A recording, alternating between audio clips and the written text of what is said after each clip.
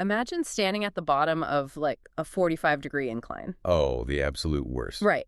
The salty wind is whipping off the bay. That legendary wall of mist, locals call it Carl the Fog, is rolling in thick. And your navigation app cheerfully tells you that your destination is just 2 blocks away. Which is such a lie in that city. A total lie. Okay. Welcome to the geographical trap of San Francisco. And more importantly, welcome to the travel podcast by ExcursionPass. Yes, welcome. If you're joining us for the first time, our entire philosophy here is to be, that expert couple who has already lived the experience. We're sitting right across the table from you, sharing every single detail so vividly that you feel like you're already there. Yeah, we like to think we can anticipate your objections before you even voice them out loud. Exactly. We like to have fun, make a few jokes, but we take the research very seriously. And today we're diving deep into the private San Francisco City tour by Open Air Jeep. It's offered by San Francisco Private Group Jeep Tours. And we're also going to look at the Sundown version listed on ExcursionPass, which is a really interesting alternative. Right, because we really want to strip away the glossy marketing speak for this deep dive. Oh, totally. I mean, to do that, I've bypassed all the standard brochures. I really analyzed the actual route logistics, the municipal traffic restrictions in San Francisco, and, the raw data from dozens of real traveler reviews. Because the goal is to figure out if this bright green Jeep is actually a functional tool for hacking the city or just a tourist gimmick, basically. Yeah, exactly. Is it worth your time? Right. So I'm going to play the skeptic right out of the gate here because I know exactly what you are thinking listening to this right now. You pull up Google Maps, and San Francisco looks like this neatly contained 7-by-7-mile square. It looks so small on a screen. It does. So the immediate instinct is just, well, I'll just walk it. Or, if I get tired, I'll pay $30 for a ticket on one of those massive double-decker bus tours. Right, the classic hop-on, hop-off approach. Exactly. So paying for a private Jeep just seems like absolute overkill for such a tiny footprint. I get that, but that 7-by-7 square is like arguably the most deceptive piece of cartography in North America. Oh, without a doubt. When the city grid was laid out in the 1800s, the planners essentially just ignored the topography. They just slapped a rigid grid over massive sand dunes and steep hills. Like they just drew lines on a piece of paper and said, good luck. Pretty much. The result is that those 2 blocks on your map might involve a punishing climb that will leave you completely winded. I mean, walking the whole thing is just a fast track to exhaustion. Yeah, you burn out by noon. Right. And then on the other end of the spectrum, you have the big double-decker buses. They solve the fatigue problem, obviously, but they create a severe access problem. They just can't fit. Exactly. San Francisco has really strict weight and size limits on many of its historic steep streets. A massive enclosed bus physically cannot turn down those quaint neighborhood lanes. And that's where the actual character of the city lives. So the Jeep operates right in that sweet spot then. It really does. Taking an open-air Jeep through San Francisco is sort of like having the panoramic view of a drone, but with the sensory grounding of a pedestrian. That's a great way to put it. You get the scale of the city without losing the smell of the sourdough bakeries or the clatter of the cable cars. Which brings us to the anatomy of the ride itself. The instructions tell you to head down near Fisherman's Wharf to 2870 Hyde Street. Right near the Argonaut Hotel. Yeah. And they specifically mention meeting in the White Zone on the Hyde Street side of the hotel. Not the main lobby entrance, and not Umbrella Alley, which I guess was an old meeting spot. Right, they changed that. And for anyone unfamiliar with California curb colors, a white zone is a municipal loading zone. It's just for quick pickups, right? Exactly. It's specifically designated for passenger pickup and drop-off. So it means your Jeep can idle legally while you load up without blocking the frantic wharf traffic or, risking a ticket. Which is chaotic down there. It is. So you look for this bright green Jeep, and the vehicle itself is a compact model, outfitted for a maximum of 6 passengers. 6 total. Yeah. But ideally, it's 4 adults and maybe 2 kids or teenagers in that third row. Okay, let's unpack this. We have to talk about the environmental reality here. Yeah, boy. The fog. Yes. You mentioned Carl the Fog earlier. San Francisco is a peninsula surrounded by frigid ocean currents. When those inland valleys heat up, it acts like a vacuum, sucking that freezing marine layer right over the city. It drops 10 degrees in like 5 minutes. Literally. So honestly, riding around an incredibly hilly, windy city in a completely open-air vehicle sounds like bringing a convertible to a snowstorm. It does sound like a recipe for disaster. Right. How does a family not end up miserable and shivering 20 minutes into the ride? It's a very valid concern. But what's fascinating here is how the tour operator adapts to this. It's where the operational design of the tour really shines. What do they do? Hand out parkas. Close. The operator actually outfits the Jeeps with heavy, wind-resistant blankets. Oh, that's smart. Yeah, and if you dig into the reviews, an overwhelming number of them mention these blankets as the unsung hero of the trip, especially when you're cresting the Golden Gate Bridge, where the wind shear is just intense. I can imagine. It gets so blustery up there. Exactly. The blankets change the dynamic completely. Instead of shivering, you're all bundled up, breathing in the cold, salty air, feeling the steepness of the hills shift your center of gravity. It makes it an actual experience rather than an endurance test. Totally. It turns the climate from liability into this cozy, highly sensory part of the adventure. Okay, I suppose that solves the hypothermia risk, but I'm still a little skeptical about the social dynamic. Really?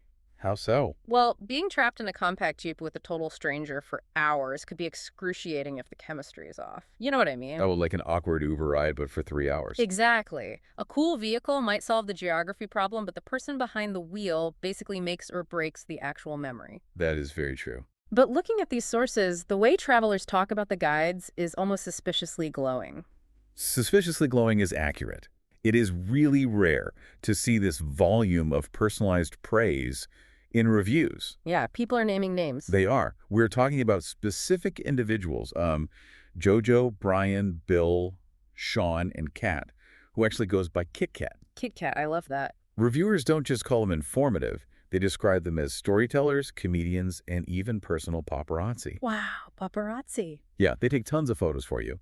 One reviewer actually referred to their guide, Bill, as a San Franciscologist. A San Franciscologist, that's quite a title. And that term perfectly captures what is happening here. They aren't just reciting a stale script about when a building was constructed. Right, because reading a script is something a free app can do. If I'm paying premium pricing, I need to know, what is a San Franciscologist actually providing that Wikipedia can't? They are providing contextual wayfinding and extreme adaptability. It's totally customized. Give me an example of that adaptability. Okay, let me give you a concrete example from the data. A family had booked this tour, and on that specific morning, Alcatraz unexpectedly shut down. Oh, no. That's usually the anchor of the whole trip. Exactly. For a family on vacation, a major closure like that usually triggers a total logistical meltdown. Yeah. But Brian, their guide, immediately absorbed that stress. What did he do? He pivoted the entire itinerary on the fly. He drove them out of the city and up to Muir Woods so they could walk among the ancient coastal redwoods. Wow, just completely shifted gears. Right. And then he navigated back to Chinatown to drop them directly at his personal favorite Peking duck restaurant for lunch. That is a phenomenal pivot. Right. He completely erased the cognitive load for those parents. Absolutely. Like, instead of standing on a pier trying to frantically search for backup plans on their phones while the kids are getting cranky and hungry. Which is a nightmare. Total nightmare. Instead of that, they just get whisked away to a redwood forest. It really highlights the psychology of guided travel. When you remove the stress of navigation, which experts call wayfinding fatigue, your brain actually has the capacity to absorb the culture around you. Exactly.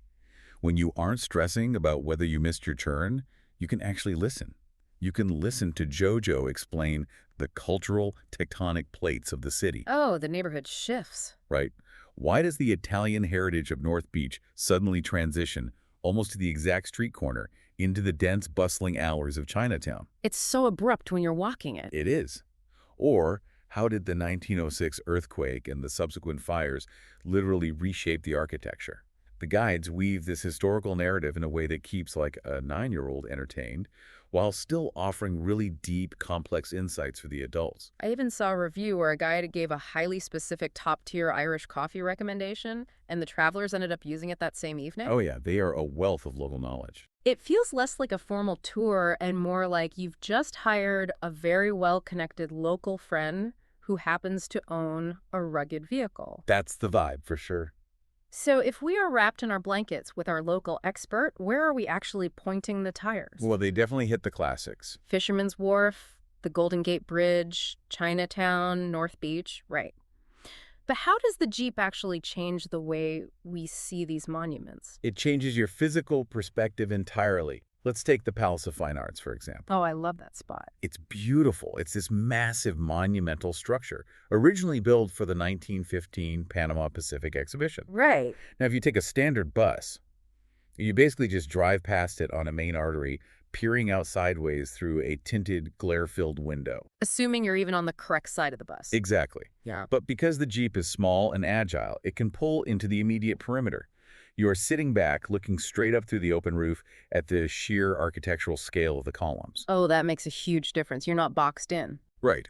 Or consider Lombard Street, famous for its intense, winding hairpins. The crookedest street in the world. Yeah. A large vehicle literally isn't allowed down it.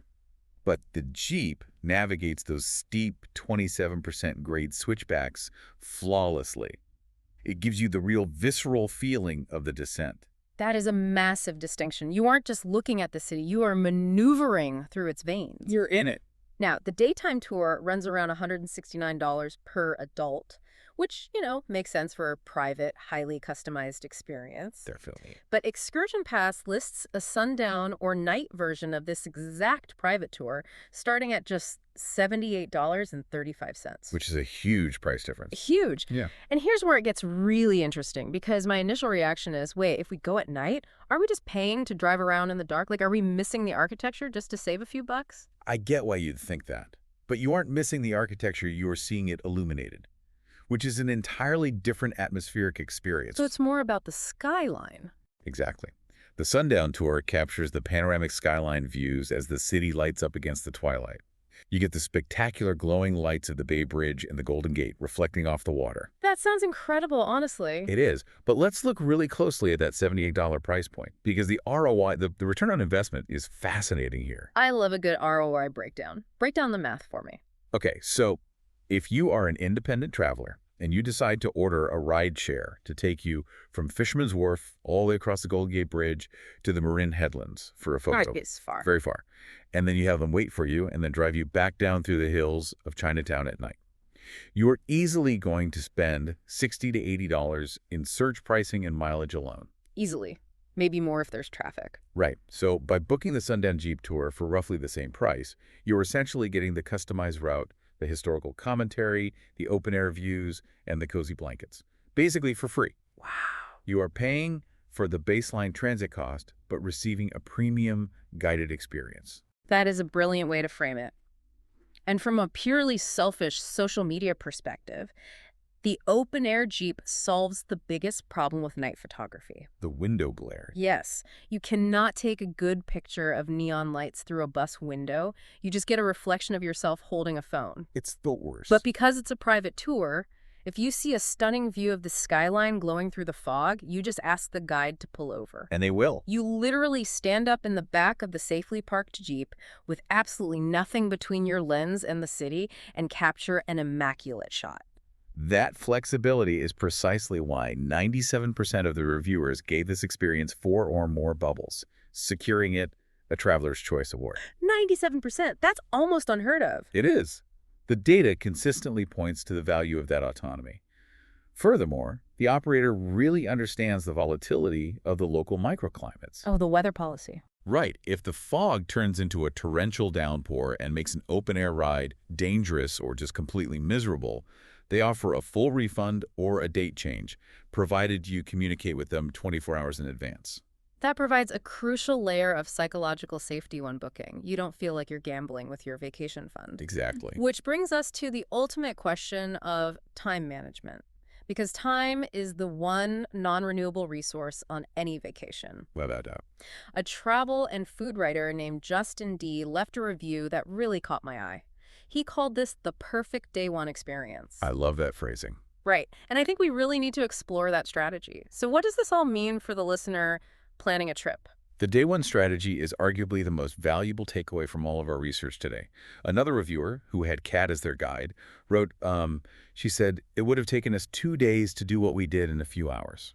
2 days of effort condensed into an afternoon. Yes. Think about what happens when you land in a new, geographically complex city. You spend the entire first day just trying to orient yourself, getting lost, arguing over transit apps. Yeah, and exhausting yourself walking up hills you didn't even know were there. Right. You essentially burn 24 hours just building a mental map. Exactly. But by taking this 2 to 3 hour Jeep tour on your very first morning or evening, you fast-track that entire process. So it's like a crash course. It is. First, you achieve cognitive mapping. You physically understand where the bay is in relation to downtown, how the grid works, and which hills are simply too steep to walk. Which is vital intel in San Francisco. Very vital. Second, you get the historical context up front. So when you explore a neighborhood the next day, you actually understand the significance of the architecture you were looking at. It enriches the rest of the trip. It really does. And third, you extract an insider cheat sheet from your guide. You ask them where locals actually eat, getting recommendations for that Peking duck or the best Irish coffee, effectively bypassing the overpriced tourist traps for the remainder of your trip. It's an investment that pays dividends for the rest of your vacation. You spend a few hours on day 1 so that days 2, 3, and 4 are completely frictionless. That's the dream, right? Truly.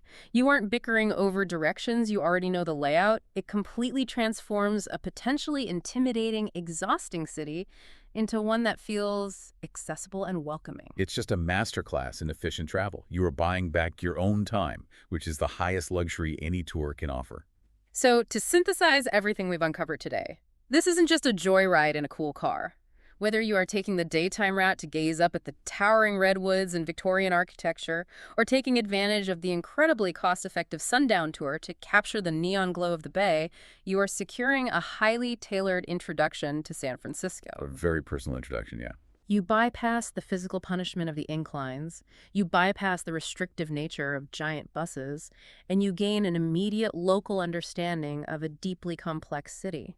You get all the panoramic thrills with none of the logistical nightmares. Exactly. And, as we wrap up this analysis, there's a broader, almost philosophical point about travel that this research brings to the surface. Ooh, I'm ready for it. Well, we spend weeks, sometimes months, obsessing over what we want to see on a trip, right? We make lists of monuments, bridges, and restaurants. The classic checklist. Exactly. But this deep dive proves that how we choose to physically move through an environment fundamentally dictates the soul of the experience. That makes so much sense. Being sealed inside a climate-controlled, tinted glass bus creates this artificial barrier. You are observing the city as if it were a television screen. You're separate from it. Right. But when you are exposed to the elements, wrapped in a blanket, feeling the torque of the engine as it climbs a 27% grade, and breathing in the ocean fog, the city stops being a postcard. It becomes alive, demanding your participation. It totally shifts the paradigm of trip planning. If the mere mode of transport has the power to dictate your memories and completely rewrite your relationship with a city, it begs a fascinating question. What's that? Well, what other dense, notoriously difficult cities around the world might reveal a completely different, wildly vibrant personality if you just stop trying to walk them and change the way you ride? That is a very good point. It's definitely something to chew on the next time you open a map and try to conquer a city on foot. Thank you so much for joining us for another deep dive on the Travel Podcast by ExcursionPass. It's been a blast. Until next time, keep exploring, keep questioning how you travel, and we will catch you on the next deep dive.